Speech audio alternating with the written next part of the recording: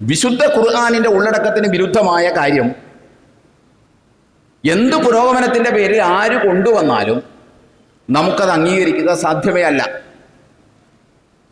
നമ്മൾ മനസ്സിലാക്കേണ്ടത്, വിശുദ്ധ ഖുർആൻ എന്ന അടിസ്ഥാന പ്രമാണ രേഖക്ക് വിരുദ്ധമായ എന്ത് കാര്യമാണെങ്കിലും അത് എന്ത് പുരോഗമനത്തിന്റെ പേരിലാണെങ്കിലും വിശ്വാസികളെ സംബന്ധിച്ചിടത്തോളം അതിനെ പിന്തുണക്കുക അല്ലെങ്കിൽ അത് വാരിപ്പുണരുക എന്ന് പറയുന്നത് ഒരിക്കലും സാധ്യമല്ല.